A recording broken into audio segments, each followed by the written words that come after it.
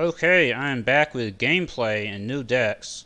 I'm going to be trying to play the prince that was promised in every faction. I think every faction can at least try to make a deck with this agenda. The thing with this agenda is it has jank potential, but you can also just kind of throw it in a good cards deck and name a useful character, and it has potential to just be a nice bonus for you to use. And realistically, I think it'll be more competitive or more viable, or however you want to say, by just using it to name a character that was probably going to be in your deck anyways, that has a big power icon, and it gives you like a bonus where the other person is now going to feel compelled to defend power and not let you win by 5 or more, or else you'll get a very nice benefit off kneeling your faction card for this agenda. So we're going to start with Baratheon. The Baratheon prince that was promised is Robert Baratheon, the core version. Where is he? There he is. Sorry, Stannis, it's still not you. Even the new version of Stannis just does not lend himself as well to the agenda as Robert does, because Robert just has Intimidate and Renown, both normally, which Stannis does not in any version of him. You have to give him Lightbringer to get him Renown, and you have to give him Fury to give him Intimidate. And why bother playing extra cards like that when you could just play one that already has them and has a crazy strength buff ability? So basically the idea with the agenda and the character you want to name is you want to name a character that not only you want to search and get into your hand, but also the one that's most useful to stand with the secondary ability, the stand the named character and draw a card. So that's why I picked Robert for it.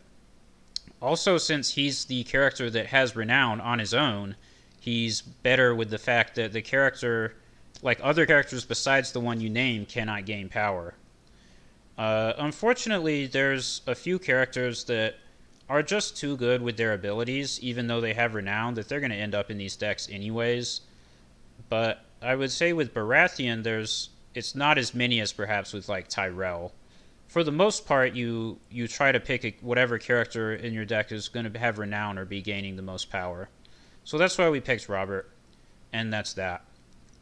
So looking at the deck, I decided to play this Bastard of Robert card, since we're theoretically going to try and search our deck for Robert Baratheon to make it more likely to have him. I guess I should also mention that I only have 2 copies of Robert, and that's so that I can search out a copy of him and then search out a duplicate of him. I don't see a whole lot of need to have 3 copies, although you could still make the argument because it makes it more likely to draw him normally and more likely to draw duplicates of him without even having to trigger the agenda. So I think 3 copies would also be fine. But yeah, this is a pretty damn decent card. If you can actually get it along with Robert, then it's really good. And it's still reasonable if you can play it with Stannis. 2 gold, get a body, draw a card is okay. Speaking of Stannis, I do have the new version of Stannis, even though he is not the prince that was promised. He's still just 7 cost for 7 strength power, and basically has insight. Like, it's different from insight. I guess it's so it's not insight because it only works on power, but it's better than insight because it's anytime you win a power challenge. It doesn't have to be with Stannis. So it's sort of just a variation on insight. And I do think that this is still the best version of Stannis, at least for this deck. The other king version of him, the 7 cost 6 strength, is okay.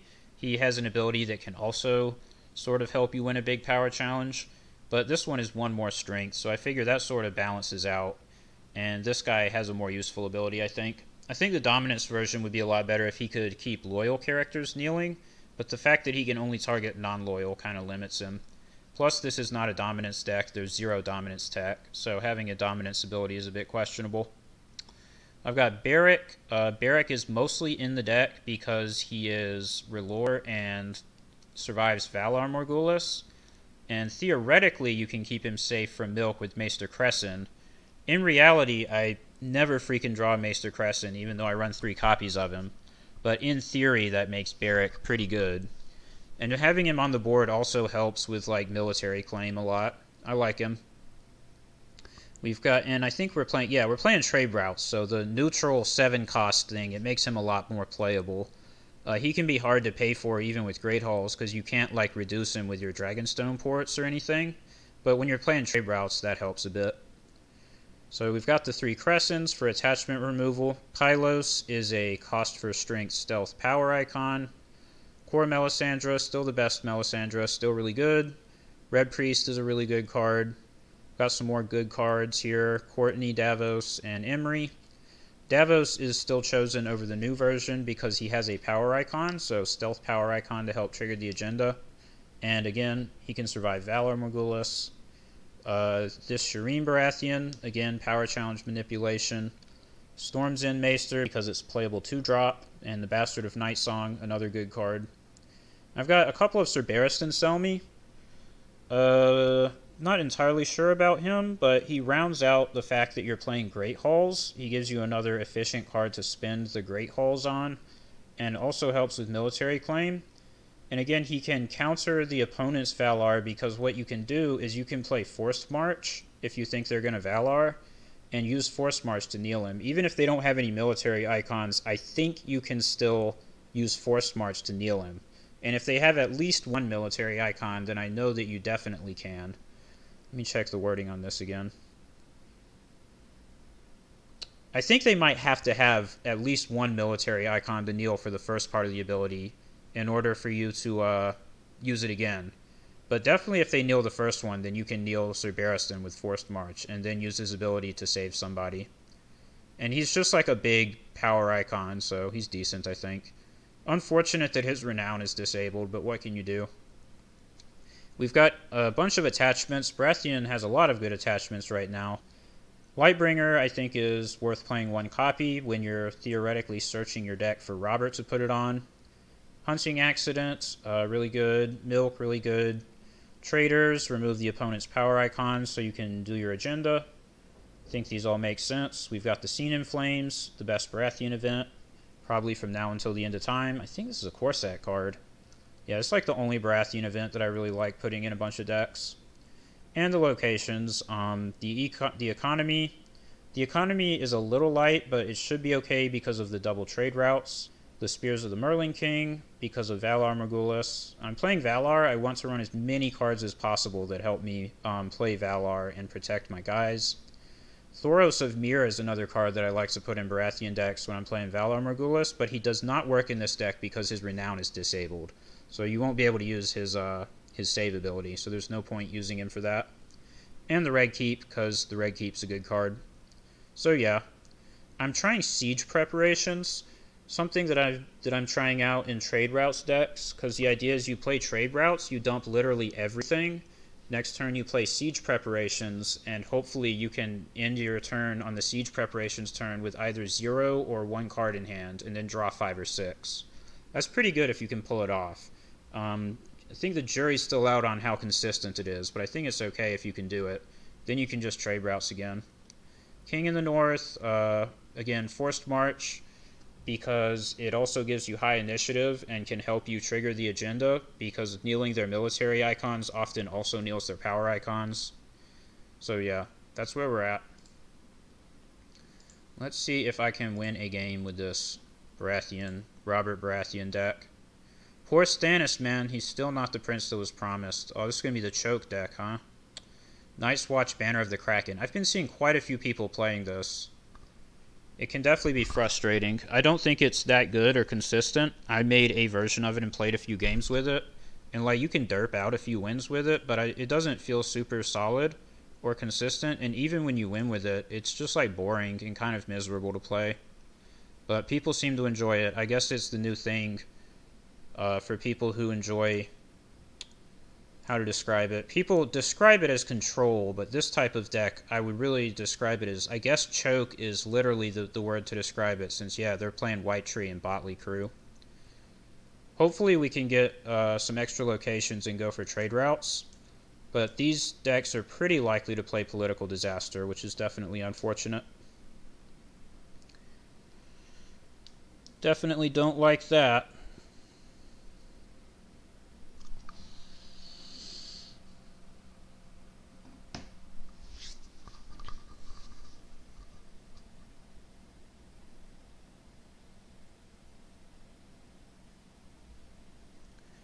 Don't think Hunting Accident is... Yeah, this is not unexpected naval superiority.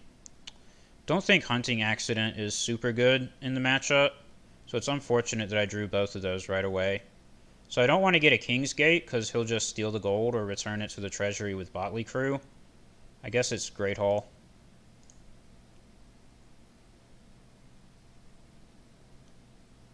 Unfortunately, I don't think I'll be able to marshal anything.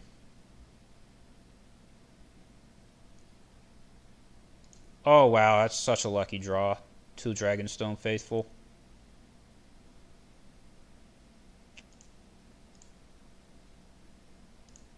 One gold off of Shireen, but oh well. Marshalling anything at all still feels good, man.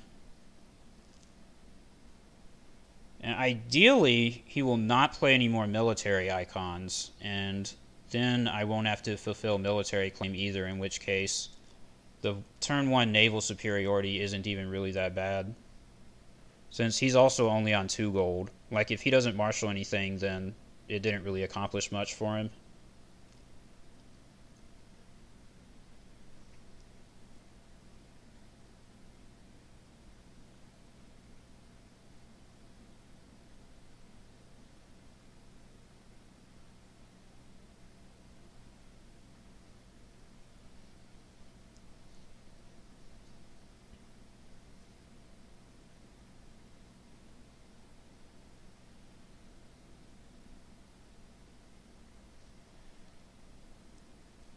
Well, looks like he's going to play something. Hopefully not another Botley crew.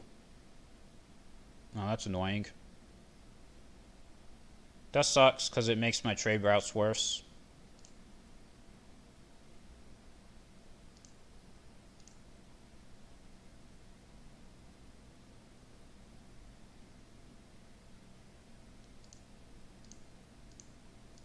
I'll do this so if he doesn't defend it, I can use the Storm's End Maester and draw a card. Try to draw an economy location.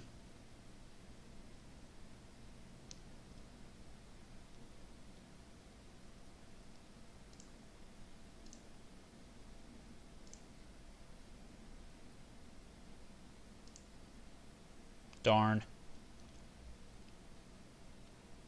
This is kind of the problem with siege preparations, is obviously it's not going to do anything if I play it now, but I might be in a situation next turn where I would like to reveal like an exchange of information or counting coppers just to draw locations. Kind of an issue with playing, with not having a noble cause in the deck. Because next turn, noble cause and play Shireen would have been a really solid play. But I don't have it available, and trade routes isn't really that good. I guess it's still 6 gold. It's only 1 less than noble cause would have been.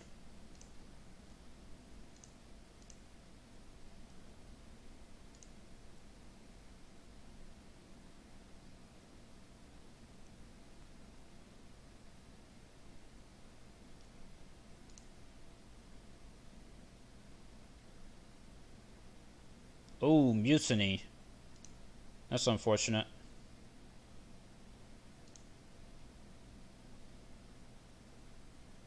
Discard hunting accident. So like I said, it's probably not going to be any good. So I think it's either forced march or trade routes. Let's just do forced march. What did he play? A city besieged? Well, that's annoying. Good thing I kneeled his military icon. This isn't plot deck limit 1 either. He could have 2 of these.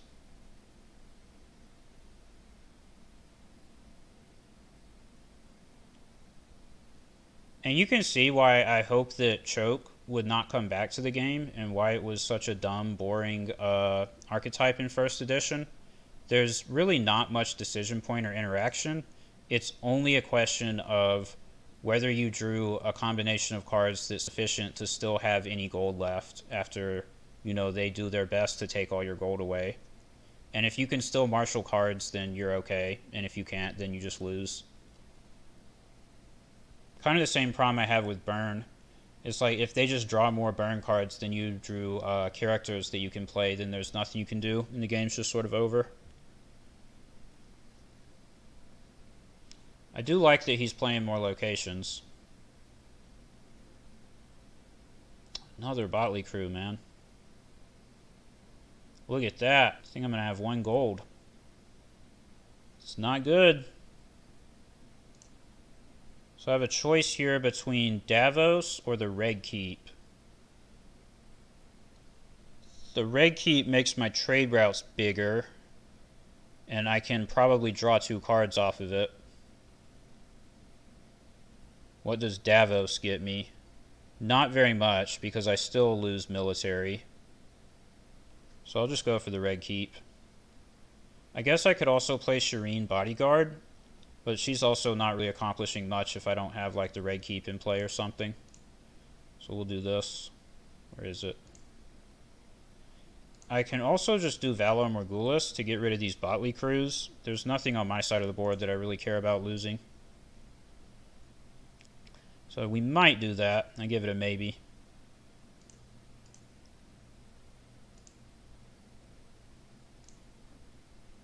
Oh, I forgot that this plot is 2 claim. Well, that blows.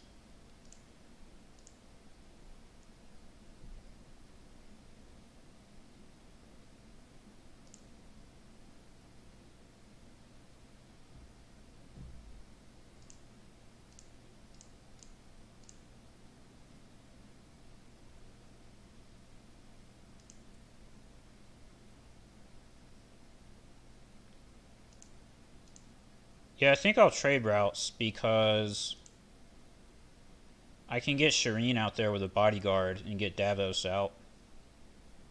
Whereas if I play Valar Morghulis, I'm going to have like 1 gold in these 3 locations, which is really iffy.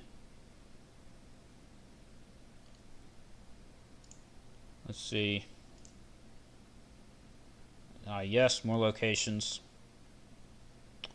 He might play Political Disaster, which would be a reason to Valar. Still pretty iffy.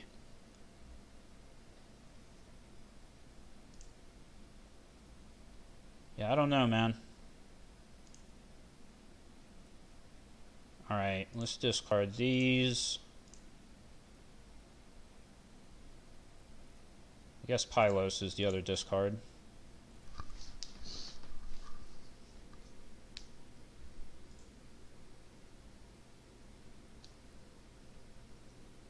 I think we can try a trade routes first, and then if we're in a bad spot after this turn, then we try Valar.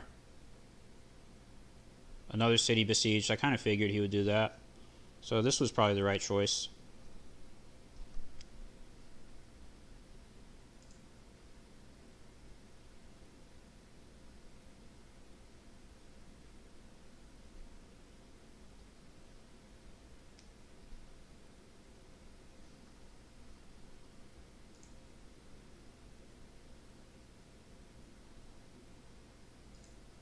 Yes, more locations. Excellent.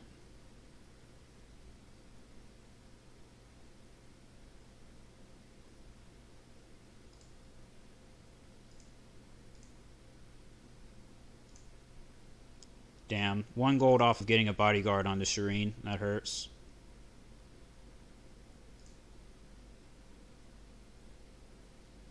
Should I still play her? Probably.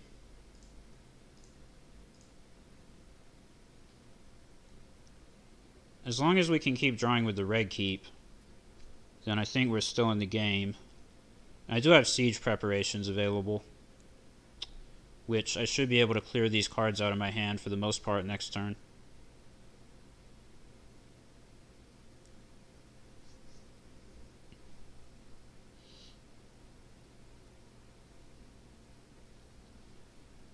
And it's really nice to draw the duplicate of the Red Keep, because there's a very real chance that he has Political Disaster in his deck. Being able to dupe this makes Political Disaster a lot worse.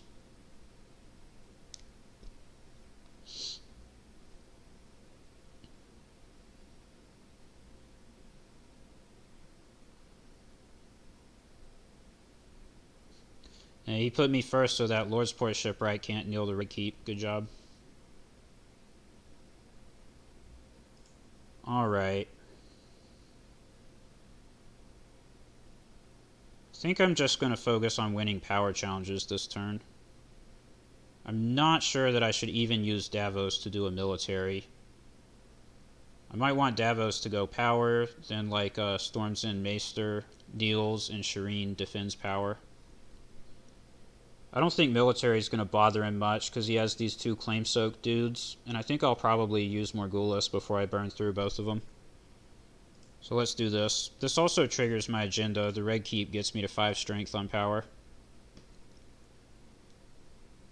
And if I end this turn with Robert Baratheon in my hand, then next turn I can probably play trade routes and marshal him. Ambushes with Aerie, okay. I don't think she's actually relevant, because I don't have any military or intrigue icons after using Davos here.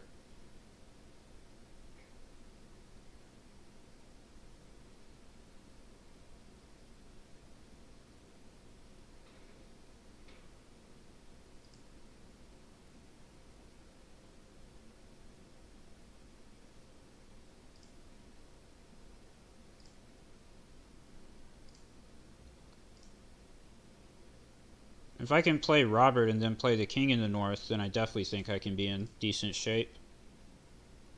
Oh yeah, look at all this draw.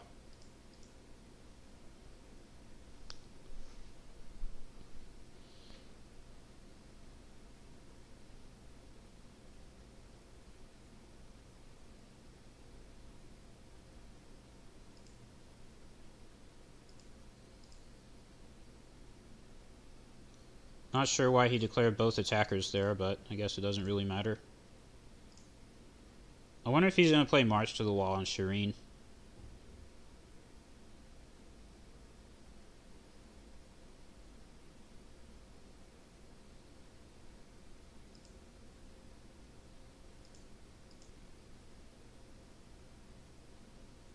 Scene in Flames and Bodyguard. Bodyguard's really unfortunate.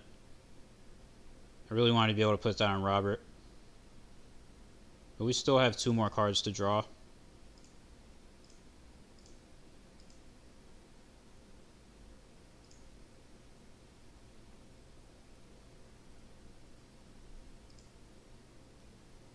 Pretty good draws.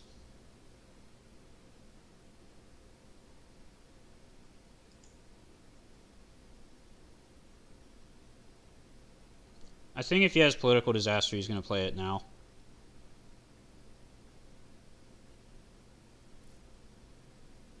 So I'm tempted to hold off on the second trade routes for a turn, but... No, Kaelin, that's goofy. Is he even playing Windsor plots? He hasn't played one yet. This location doesn't do anything unless you have Windsor plots, right? Yeah, it doesn't do anything. Yeah, just none of these other plots are that good. I'll do trade routes. Ah, no Political Disaster. That's good. Well, I'm going first. And the big boy is coming out. He's a-coming.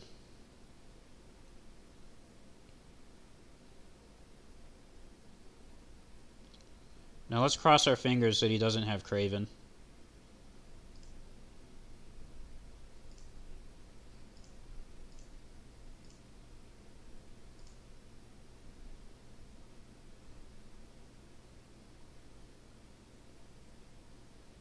Nope, what? Do you not want to kneel a Great Hall? Yeah, I stood it for you. I think I play a Storm's End Maester. Yeah, he's... Why can't I play this? Oh, he costs 1 extra. That's lame. He still managed to get rid of most of my gold. I couldn't marshal anything besides Robert, basically. That's crazy. It was a meager contribution. Well, maybe Valar Morghulis will be next turn. We'll see. Kind of depends on if Robert gets hit with Milk or Craven or not. I think if he doesn't get hit with an attachment, then I might be in good shape. But if he does, then I probably have to reset. Because I don't have Here to Serve in this deck. There just wasn't room. And like I said, I haven't drawn Crescent. Even though he's 3 copies in the deck, we still just didn't draw him.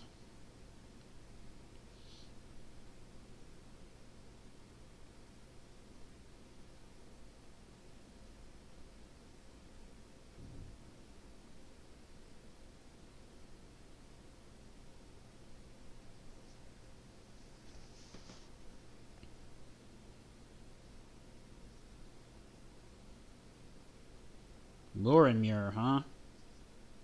That's annoying because he can cancel the red keep. But that's not a big deal right now. I've got a good amount of cards in hand. The issue is money. Okay, well this is good. He has 5 gold, which we know he has Airy in his hand. So I think what I'm going to do is do this, and then keep Robert standing to defend military. I believe that is the plan.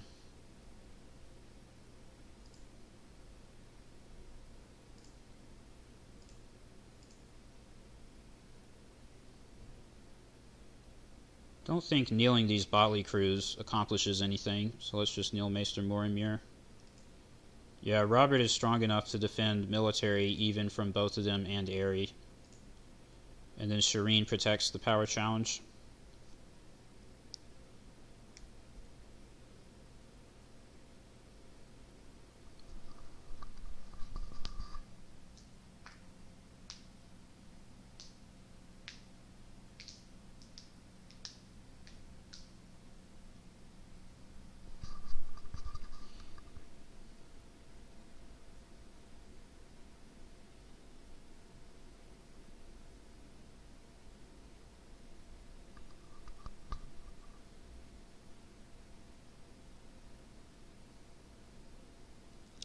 I think the only thing for him to do is ambush Airy and do intrigue. Unless he has some other way to spend that 5 gold, but Night's Watch Kraken is not a faction combination with a lot of ambush abilities. Airy might be the only Night's Watch character with ambush, and I think there's 0 Greyjoy characters that have it.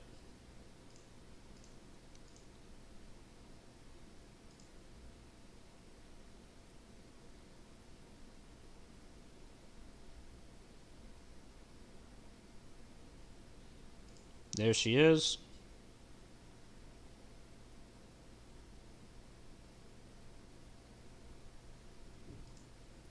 And again, the 2-claim intrigue is like, on the one hand it's annoying, on the other hand I'm going to draw 2 back up to reserve anyways. Getting both Melisandre is kind of unfortunate.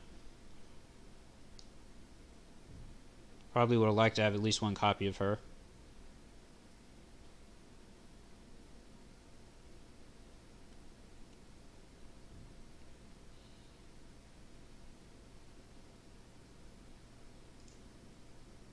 Yes, bodyguard. That is good.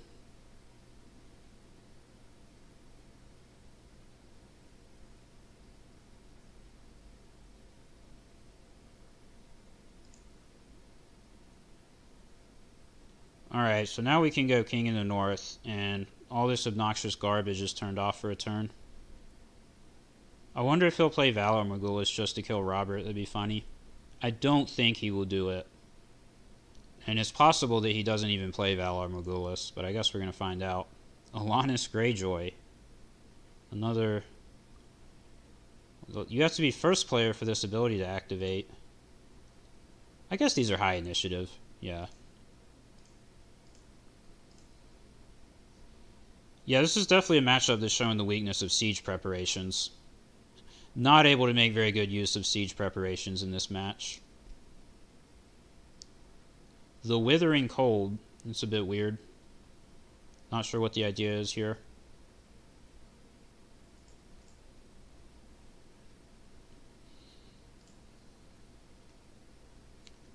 I'm probably going to kneel all my locations anyways, because he can't cancel them this turn with Muir or kneel them with Lordsport Shipwright. So I'm going to use them this turn to get like the best value out of them. He almost certainly has Dohaeris. But we're still going to do this, because we can play him for free this turn. And then I think we play Courtney, because he has a stand ability and it's Withering Cold. And then either Bodyguards or Storm's End Maester. I think we're good on card draw, so let's go for the Bodyguards. And this makes us really strong on Valar Morghulis. 3 saves. Like, next turn it might be worth it for me to just Valar, because he's probably going to play Dohaeris now. So it's like, why not?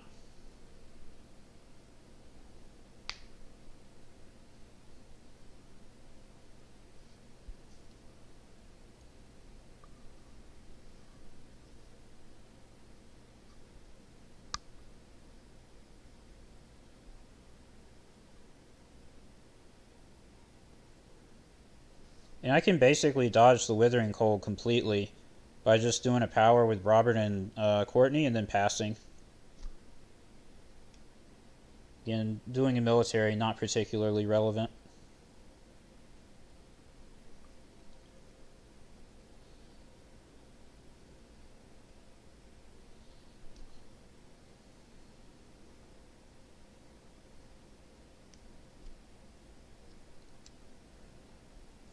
See, so I can either siege preparations or Valar Morghulis.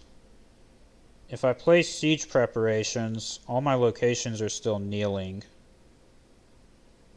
So it's probably not great. I'll have basically 0 gold on that siege preparations because it's all going to get stolen by these character abilities. And that would make the plot basically a waste. Whereas if I Valar next turn and then siege preparations after that, these Botley crews and like these guys are gone and my locations will be standing again. So it's a lot more of a chance that I can actually play stuff out from my hand. So I think next turn is probably Valar Morghulis for me.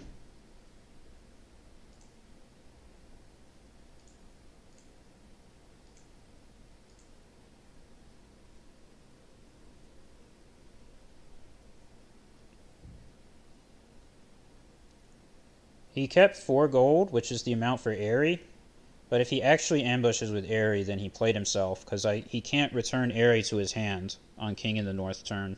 So that will cause Aerie to die to Valar Morghulis, which would be highly amusing. I won't be surprised if he still does it, because obviously he can use Aerie to basically avoid the Withering Cold, since she can do a challenge and then just return to hand normally. Like next turn, even if she was kept kneeling and in play, he could bounce her back to hand and just ambush her again with the ability. What do I care about kneeling? I guess the shipwright probably doesn't matter.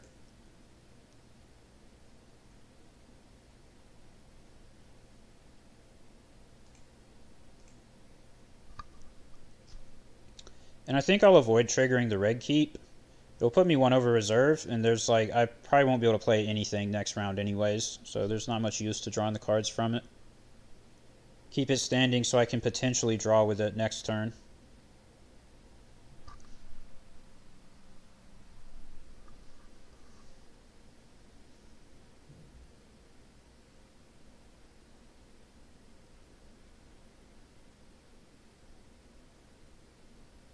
Oh, there she is.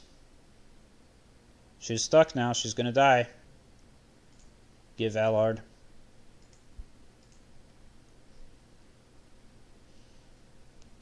I don't know. I guess I can use it now that that happened. It'll put me at reserve, and I might draw another location. I think you could make an argument either way. So I'll just do it. Yep, drew a Great Hall. And drew Lightbringer. That's dank.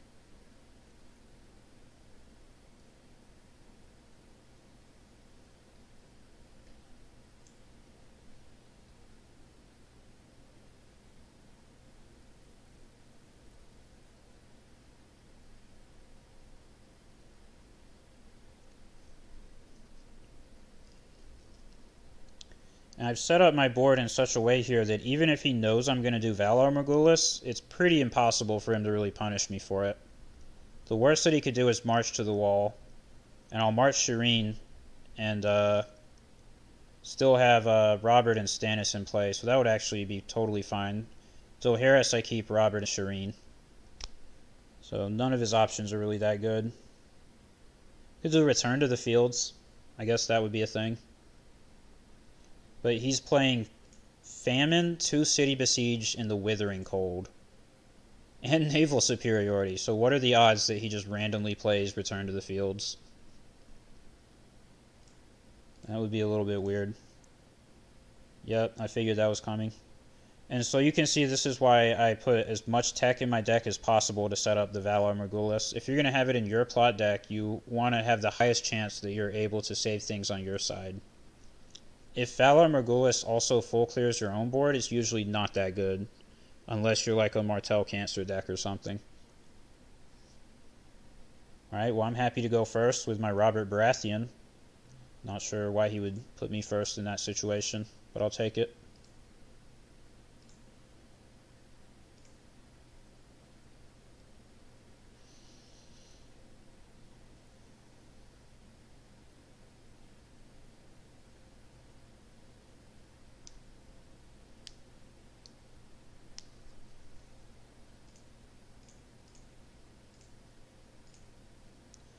Yep, he conceded. Get out. You can see this choke deck, how lame it is, and how much it's reliant on the opponent just not having enough money. Because if they're actually able to play their cards at all, then you don't have pretty much anything going on your side of the board. So that's how it goes. Double trade routes, pretty good. He really should be playing Political Disaster, I think. Whatever, we got him. I wonder if he also plays like Reigns of Autumn. That's his last plot. That would be kind of funny.